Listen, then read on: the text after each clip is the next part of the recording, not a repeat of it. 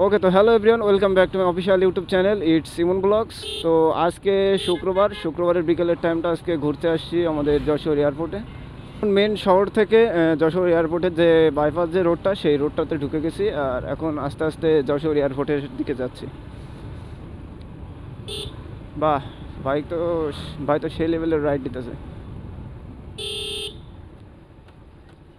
এখানে দেখতেছি আর্মিদের যে ক্যাম্পের ভিতরে একটা ক্রিকেটের ম্যাচ চলতেছে। এটা সম্ভবত আর্মিরা মানে সেনাবাহিনীরা নিজেরা ওদের ভিতরে ম্যাচ চলতেছে। আমাদের যশোর এয়ারপোর্টের এই রোডে কিন্তু বাইপাসের রোডে কিন্তু বাইক বেশি স্পিডে চালানো যায় না, কারণ এই রোডটাতে অনেক চাপ থাকে। অনেক সাবধানতার সাথে বাইক চালাইতে হয় এই রোডে। রোডটা জোস তো, হ্যাঁ, এত সুন্দর রোড দেখে আসলে হাতের ভিতরে কেমন একটা হয় জানি। পিক আপ না মোড়াইতে পারলে ভালো লাগে না, তারপরে কন্ট্রোলে থাকতে হবে।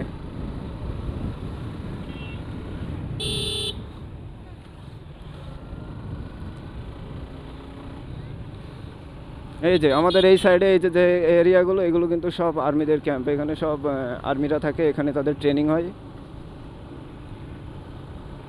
খুব ভালো একটা জায়গা। ওকে, তো ফাইনালি আমি কিন্তু যশোর এয়ারপোর্টে চলে আসছি। এই যে এই সাইডে ডান সাইডে এটাই হচ্ছে গিয়ে যশোর এয়ারপোর্ট। অনেক মানুষের ভিড় আজকে, ও মাই গড। শুক্রবার তো, শুক্রবার আসলে এখানে অনেক মানুষের ভিড় থাকে। বিকেলের টাইমে ছুটি থাকে, শহরের মানুষজন সব এখানে আসে ঘোরাফেরা করতে। এখন আমাকে যে এখানে আবার চেকপোস্ট আছে, এখানে জানি না দাঁড় করায় কি, ক্যামেরা নিয়ে ভিতরে ঢুকতে দেবে কিনা সেটাও জানি না।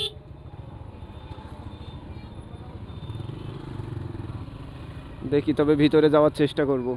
ডান সাইডে এখানে গিয়ে বাইক নিয়ে বসে যাই তো, বাট এখন বসবো না, সন্ধ্যার পরে বসবো। এখানে সন্ধ্যার পরে ভালো লাগে। যে সামনে চেকপোস্ট, আর এই চেকপোস্টে কিন্তু দুইজন আসলে দুইজনের হেলমেট থাকা লাগে, তা না হলে কিন্তু ভিতরে ঢুকতে দেয় না।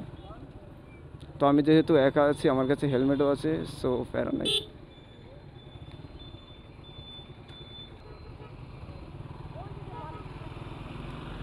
ওকে, হ্যাঁ, ঢুকতে দিয়েছে। আর এই যে আমাদের ডান পাশে হচ্ছে গিয়ে যশোর এয়ারপোর্ট, আর বাম পাশে হচ্ছে গিয়ে যশোর এয়ারপোর্ট মিউজিয়াম। এয়ারপোর্ট মিউজিয়ামের ভিতরে অনেকগুলো কিন্তু নষ্ট বিমান রাখা আছে, অনেকগুলো।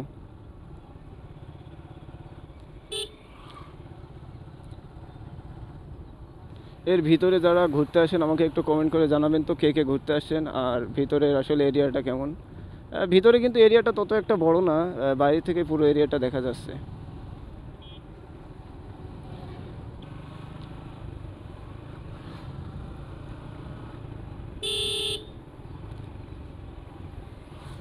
আর একটু সামনে গেলেই কিন্তু আমরা এয়ারপোর্ট টার্মিনালের সামনে চলে যাব। আগে সেখানে যাই, সেখানে গিয়ে দেখাবো। আগে কিন্তু আমাদের যশোর এয়ারপোর্টের টার্মিনাল একটা ছিল, বাট এখন দুইটা। আগে পুরনো একটা ছিল, আর এখন নতুন করে একটা হয়েছে। নতুনটা অনেক বড়, পুরনোটা ছোট।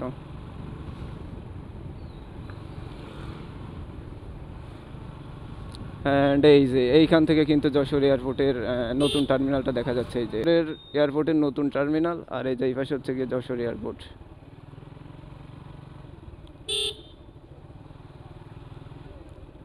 যশোর কি এমনি থেকে এয়ারপোর্টের সামনে এই পাশ থেকে যাবো, না সামনে দিয়ে যাব?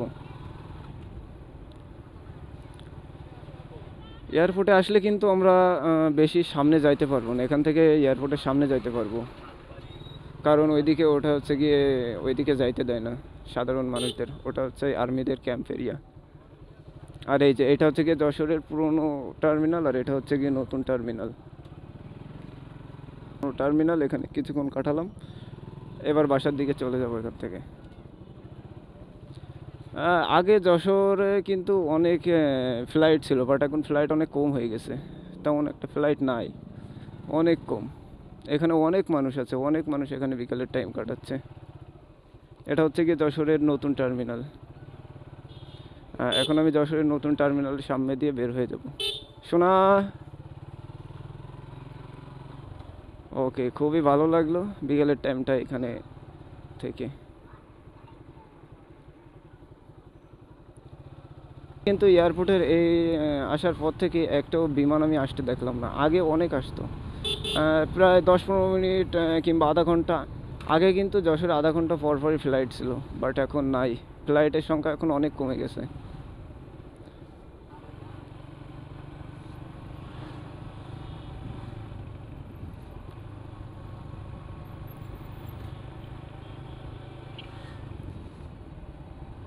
টার্মিনালের সামনে বেশি লোক নাই, এয়ারপোর্টে বেশি লোক সব এই এরিয়াতে। এখানে সবাই বিমান আসার অপেক্ষা।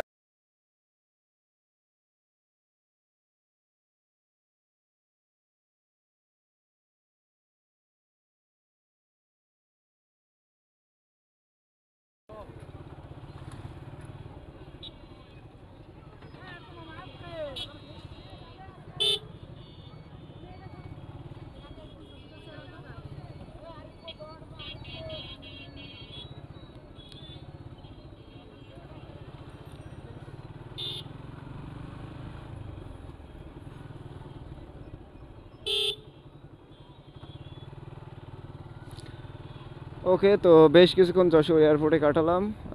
এখন এবার এখান থেকে বের হয়ে যেতে হবে। তো আশা করি ব্লগটা ভালো লেগেছে। তো ব্লগটা কার কাছে কেমন লেগেছে সবাই একটু কমেন্ট করে জানাবেন প্লিজ।